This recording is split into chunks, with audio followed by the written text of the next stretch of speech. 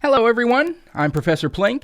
I respond to various theological and ideological questions and claims from a rationalistic and naturalistic approach in an effort to give and explain the opposite viewpoint and help to balance the conversation. Today's video comes from Tom Brown and Word of Life Church and is called Atheism is Dumb. Well, with a title like that, I'm sure we're in for some intellectually honest assessments of atheism with absolutely no straw-manning or misrepresentation of the atheistic position at all. So let's get stuck in and see what Tom has to say. Atheism is the dumbest philosophy to ever face humanity. Why is it dumb? Why is it stupid? Well, number one, it makes no common sense. We all know that the universe had an origin. There was a time when there was nothing. And we all know it's not possible for nothing to create something. Well, here we go again. The universe had a beginning, and you can't get something from nothing arguments. These seem to always be talking point numero uno on the part of apologists. Okay, the universe may have had a beginning in its current form, that beginning being the Big Bang. But that does not mean the universe didn't exist in a different form before the Big Bang. And as to the reason that the Big Bang happened, well, we don't know what that is. And the point is that neither do you. There's nothing that indicates it was any kind of deity behind it. And as for the you can't get something from nothing argument, that is not a scientific or even an atheistic position. No one is saying the universe came from nothing. Well, sorry, I correct myself. Only theists like you claim that the universe came from nothing. You think a magic sky daddy bippity-boppity-booed the universe into existence out of nothing. Why do apologists keep repeating this nonsense about science claiming that the universe popped into existence from nothing? It's true that Big Bang cosmology can get a bit technical and difficult for the layman to wrap their head around when you get into the very specifics of it, but this is very surface-level stuff. We don't have to examine in minute detail a complex physics textbook on the matter. How about just going to Wikipedia and look up Big Bang? In fact, it's literally the first paragraph on the top of the page. It says, "The Big Bang Theory is the prevailing cosmological model explaining the existence of the observable universe from the earliest known periods through its subsequent large-scale evolution. The model describes how the universe expanded from an initial state of high density and temperature." High density and temperature. Once again for the people in the back, high density and temperature. That is not nothing. Even the most cursory look at what Big Bang cosmology posits will dispel this something from nothing notion that so many apologists keep repeating. But they won't even do that.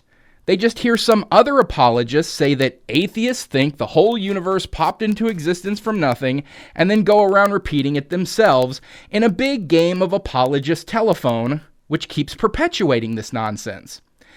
How are we atheists the dumb ones, Tom, when you can't even get the most basic thing about the Big Bang right? So where did the first elements of the universe come into existence? Well, in order for that to happen, you have to have someone outside the universe make it. That's common sense. The universe exists, therefore there must have been a magic, all-knowing being outside of existence who used his god magic to poof everything into existence from nothing, even though you previously stated that something cannot come from nothing. This is common sense in your eyes? A rock exists, therefore there must be microscopic leprechauns who poop out solid rock, and when billions of them poop in the same place, it all comes together to form the rocks that we see every day. That's just common sense, Tom. But the second reason why atheism is dumb and stupid and foolish is that it's bankrupt morally. Well, yes and no. Atheism is morally neutral in that there is nothing in atheism that deals with morality at all. Atheism is one answer to one question. No, I don't believe in God. That's it. Morality doesn't enter into it. But that doesn't mean it's morally bankrupt or that atheists are incapable of morality. It just means that atheists don't get their morality from a religion. But that's because atheism is not a philosophy. It's not a worldview. It doesn't contain tenets or codes of conduct. It doesn't have rules to follow or say anything whatsoever about right and wrong.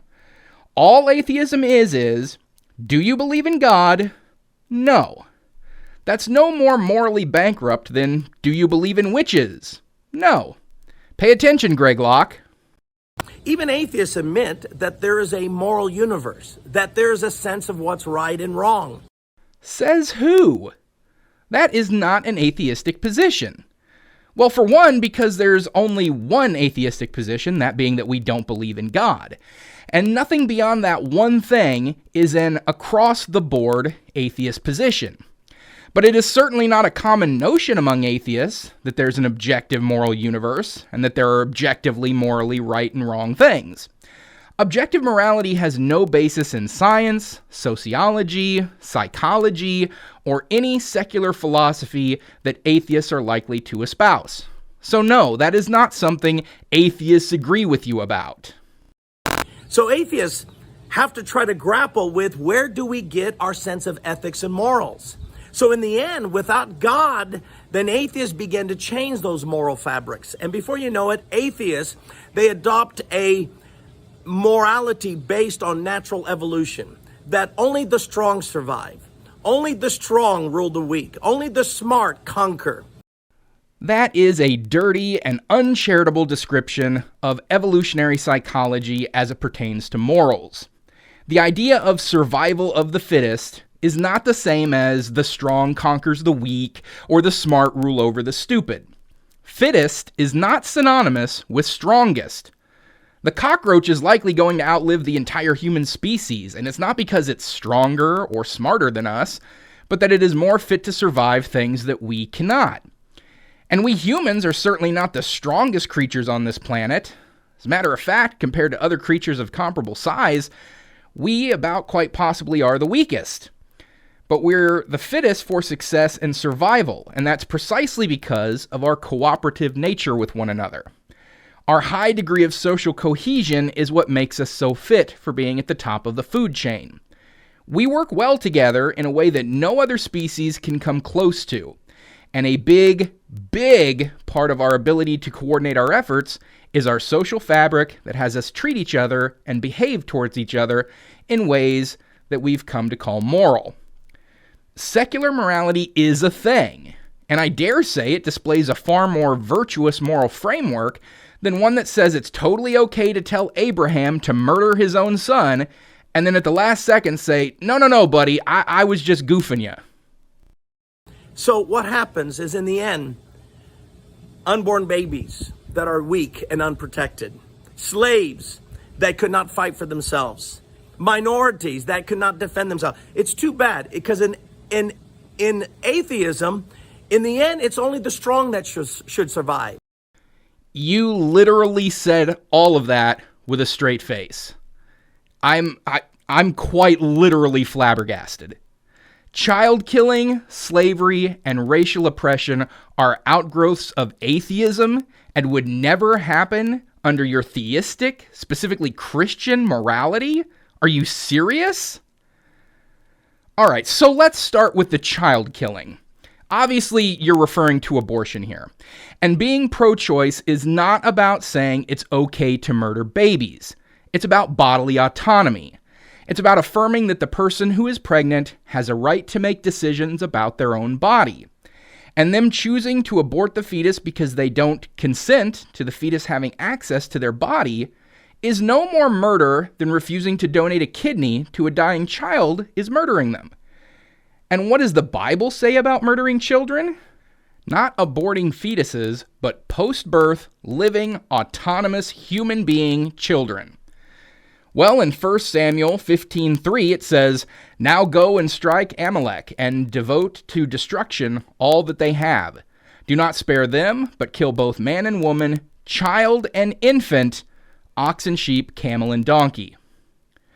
Or in Leviticus 29, "For anyone who curses his father and mother shall surely be put to death.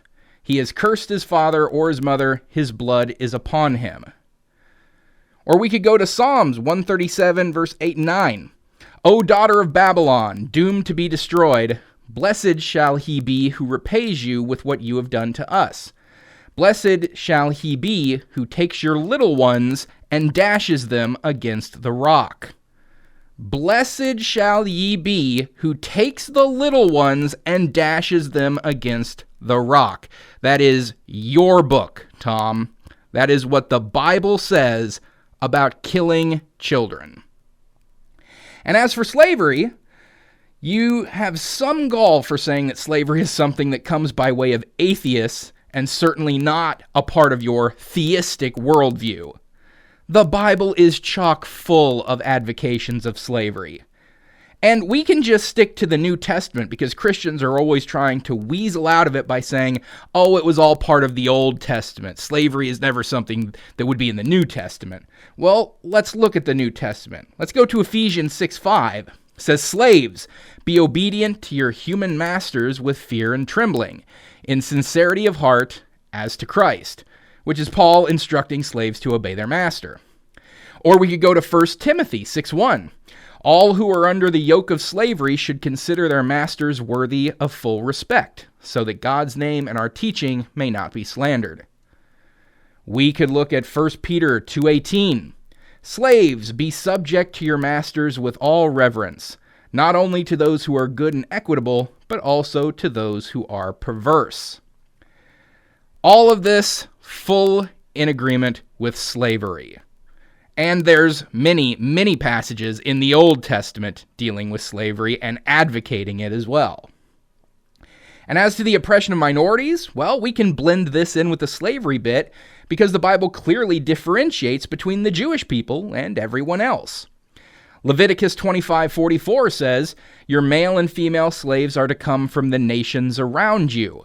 From them you may buy slaves. You may also buy some of the temporary residents living among you and members of their clans born in your country, and they will become your property. You can bequeath them to your children as inherited property and make them slaves for life, but you must not rule over your fellow Israelites ruthlessly. This clearly differentiates between the Jewish people and non-Jewish people, giving different rules and making it so that it's legal and right to oppress the non-Jewish. And the previously mentioned 1 Samuel 15:3 about killing everyone in Amalek, that was an advocation of genocide of a differing people, a differing tribe. The Bible, your guidebook for your supposed moral virtue, is filled to the brim with the very things that you say are intrinsic to atheism.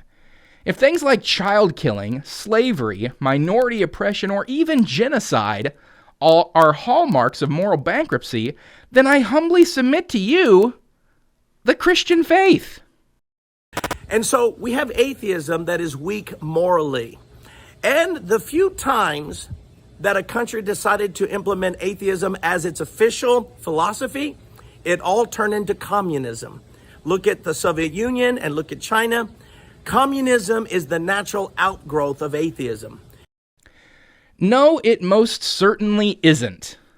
Frankly, one thing has little to nothing to do with the other, and when you understand what communism is and the motivations of places like the Soviet Union, you'd understand why that is.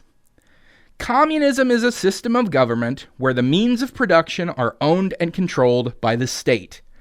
And in general, it's a system with a high degree of state or government control over its people.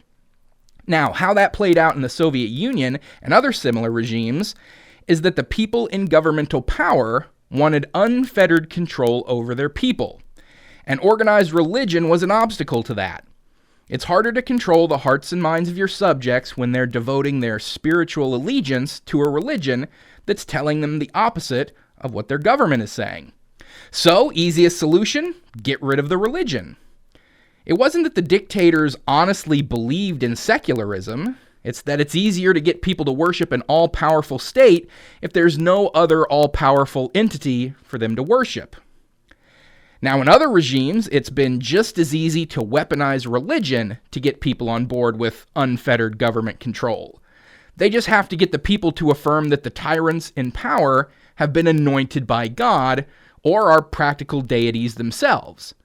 This is how Egyptian pharaohs garnered complete power over their kingdoms.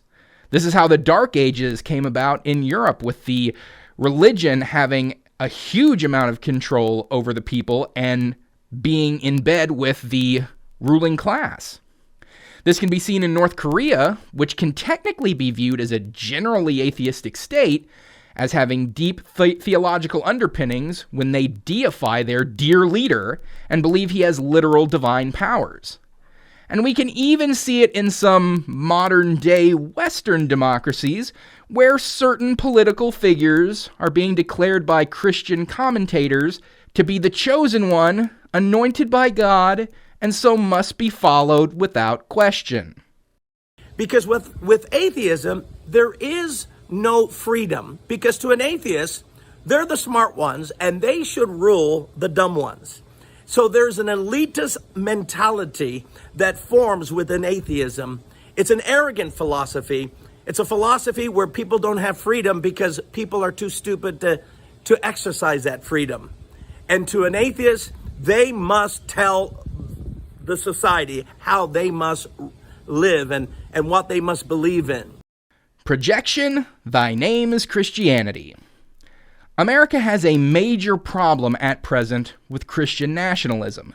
That is, the belief that America is and should be a Christian nation, that Christianity should be the official religion of the country, and that laws and legislation should be passed based on Christian belief and therefore enforced on the populace.